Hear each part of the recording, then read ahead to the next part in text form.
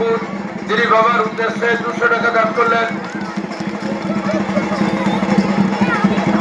এইমাত্র শ্যামল বেড়া, বাড়ি নিমকবাদ, বাবার উদ্দেশ্যে 51 টাকা দান করলেন। সেই দান আমরা ধন্যবাদের সহিত গ্রহণ করলাম।